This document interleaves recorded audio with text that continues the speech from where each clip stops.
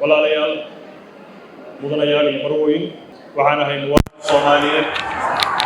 Puntland ah noloshiisa inta badan ku soo qaatay dalka gudihiisa gaar ahaan deegaanada Puntland waxaan ahay daljoog la duruuf iyo dareen ah dadkiisa fahansan caqabadaha iyo xaaladaha siyaasadeed ee ka jira Puntland iyo guud ahaan Soomaaliya 20 sano ee ugu dambeysay waxaan ahaa adeega bulsho oo u taagan horumarinta nolosha dadkeena iyo dalkeena anigoo ka soo shaqeeyay xarumaha waxbarashada tacliinta sare ganacsiga gaarka loo leeyahay iyo hay'adaha samafalka caalamiga ah si gaar ah waxaan aasaasay iyo maamulay uga soo noqday معهد علمي باريس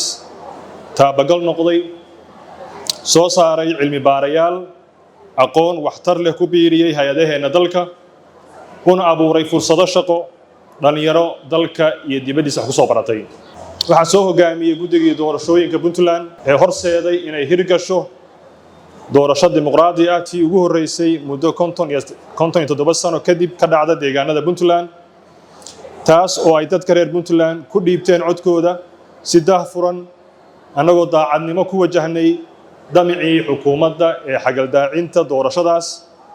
kuna dadaalay in laga fogeeyo danaha shakhsiga iyo danaha kooxeed taas oo aad dhammaantiin markhaati ka tihiin waxaan ka mid ahaa wasiiradii ugu horreeyay ee wasaaradda deegaanka iyo isbeddelka cimilada Puntland waxaa sharafii ah inuu halkan ila joogo wasiir ku-xigeenkaygii wasiir Faarax waan soo wada hogaaminay wasaaradda waxaan idibada u taagnay wasaaradda oo aan gaarsiinay inay adeeg bulsho gaarsiiso dhammaan deegaanadii Puntland 9 gobol ee Puntland waxaan ku soo kordhinay wasaaradda markii ugu horeysay nidaamka shaqaalaysiinta furan oo loo marayo tartan furan kaas oo aan ku qaadanay agaasimayaashii ugu horeysay ee tartan furan ku yimaada xaaladda Puntland ee maanta mudanayaal iyo marwooyin waxaa nasiib darro ah in adeegyo bulsho oo la isku haleyn karo aysan ka jirin Puntland 25 sano kadib waxaan aad uga xumahay inaan shalay ku soo aragnay suuqyada iyo isbitaalada duruufo nololeed oo aad u adag oo gaarsiisan in isbitaaladu adeeg ay bixiyaan iska daaye deymo badan lagu leeyahay carruurta maanta Puntland ee gaartay da'da waxbarashada asaasiga ah waxa wax ka barata kaliya 32% dadka adeega korontada Puntland maanta hela waa 55% kuwaas oo laftigoodu hela koronto aad qaali u ah marka la barbar dhigo deegaanada Puntland iyo wadamada gobolkeena kharashaadkeena guud 50% wuxuu ka badan yahay wax soo saarkeena celcelis ahaan dakhliga calaa qof uga soo aaday wax soo saarka guud ayaa sanadkii 2022 ahaa $507 oo keli ah tan ayaa ka dhigan in dadka reer Puntland ku nool yihiin heer ka hooseeya laynka faqriga ama xariiqda faqriga sidoo kale waxa dadka reer Puntland ee da'da shaqada gaaray shaqeeya kaliya 22% si gaar ah shaqo la'aanta dhalinyaradu waxay gaarsiisan tahay 28% taasoo macnaheedu ay tahay 3 qof oo dhalinyaro ah mid ka mid ah ayaa shaqo la'aan ah hubanti la'aanta cuntada ayaa iyana khatar kale ah marka la eego abaaraha joogtada noqday iyo wax soo saarka oo aad u hooseeya waxaa meesha ka baxay gabi ahaanba isticmaalka shilin Soomaaliga oo ay dawladdan ku fashilantay maareynta badbaadinta lacagta oo ay ku tiirsanayeen badi bulshada tabarta yar dhammaan xogaha ay la wadaagayay waa xogo ku soo baxay faafinta rasmiga ah ee wasaaradda qorsheynta Puntland waan ka soo xiganay sababaha musharaxnimadeeda waxaan isku sharaxay waxaan aaminsanahay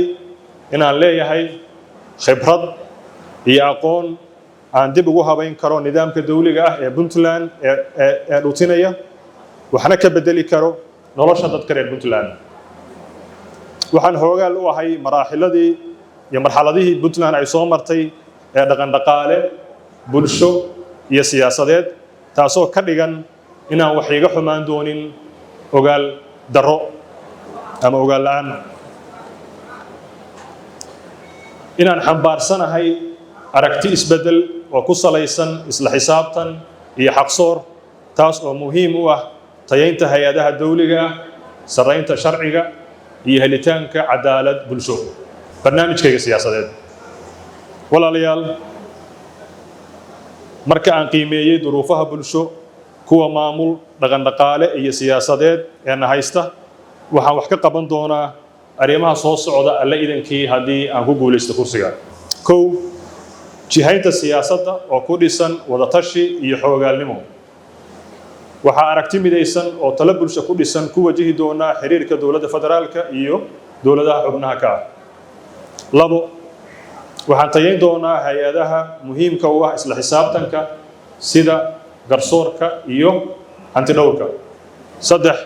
waxaan ilaalin doonaa madax bannaanida hay-adaha muhiimka u ah korjoogtaynta xukuumadda oo ay ugu horeyso golaha wakiilada. afar, waxaan tayayn doonaa hay-adaha amniga si ku dhisan xirfad, aqoon iyo agab dhammaystiran. shan, waxaan xaqiijin doonaa helitaanka adeeg bulsho oo ay heli karaan badi dadka reer Puntland iyadoo aan u adeegsanayno habab kala duwan. lix, waxaan idiin ballan qaadayaa inaan ilmo dame oo reer Puntland ah lacag uusan ku bixin shahaado uu qaadanayo iyo imtixaan uu galayo heerarka kala duwan ee waxbarashada asaasiga ah.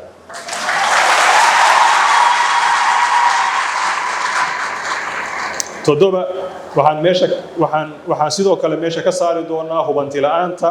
helidda shahaadada Soomaaliga oo haddaba xaniban. sideed, waxaan xaqiijin doonaa adeeg jaban oo koronto iyo biyo ah oo ay helaan dadka reer Puntland.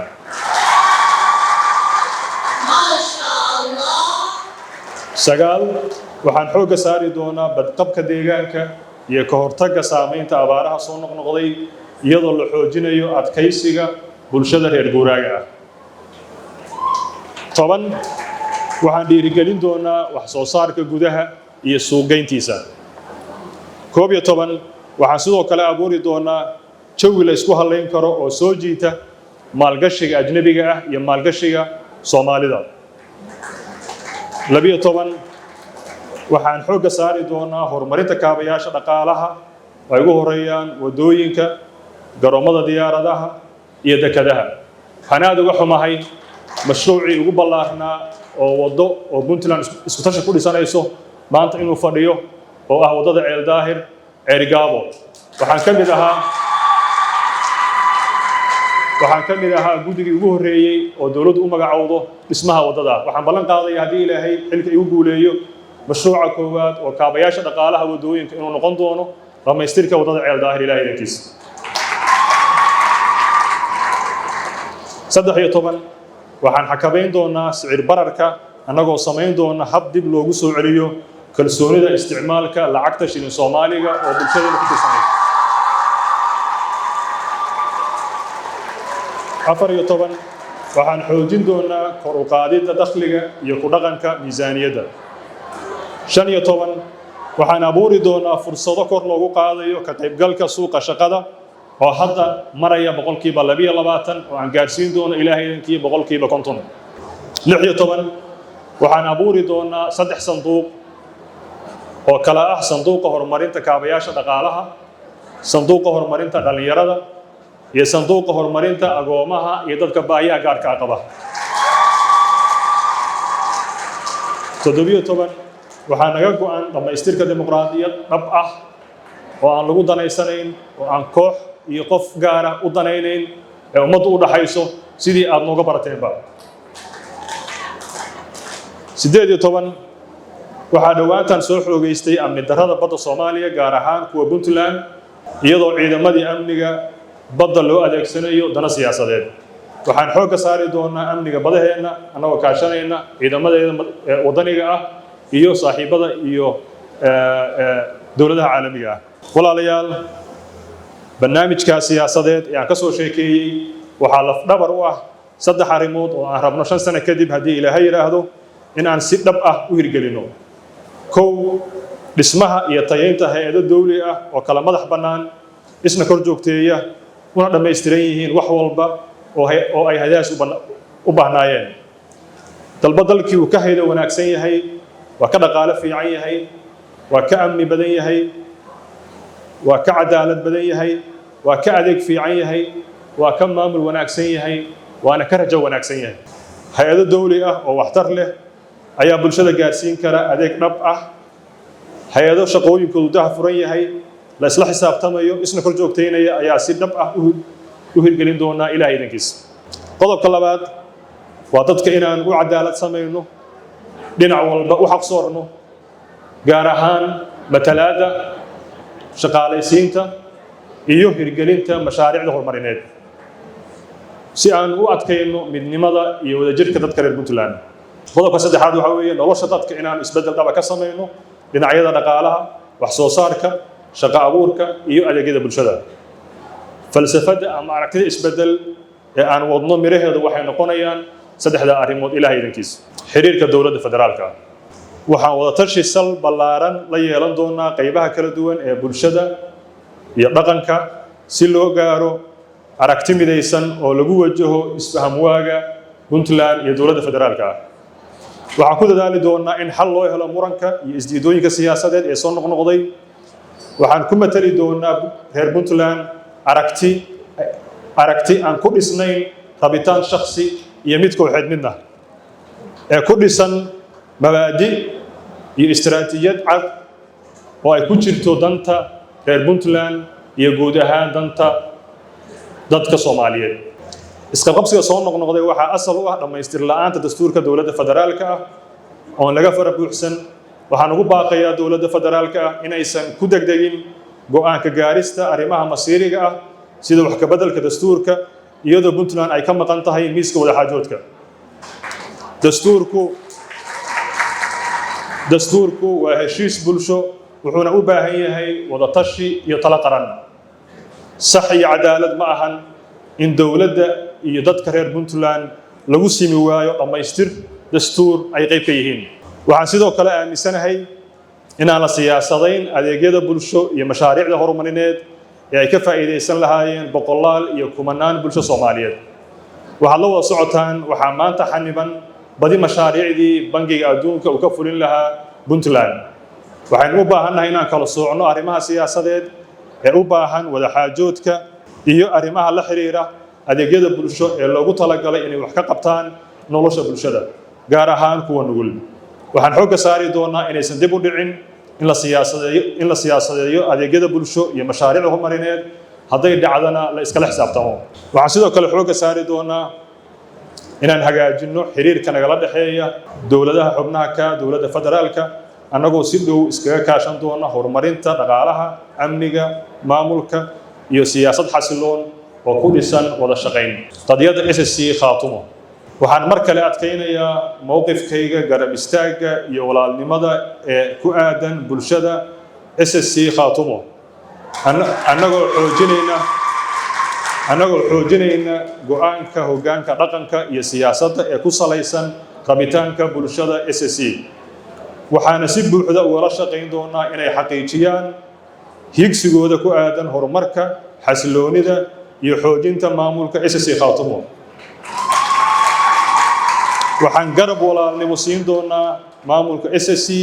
dhinacyada maamulka difaaca iyo inaan ku kabno miisaaniyad inta ay isku filaan doonaan ilaahay idankiisa walaalayaal waxaad haysataan barnaamijkii oo dhammaystiran guud markaa kooban aan ku sameeyey waqtiga oo kooban dartiis ayaan ku soo gunaanadaya hadalkayga waxaan ilaahay idankiisa ka rajaynaynaa inuu ilaahay nagu garab galo waxa aan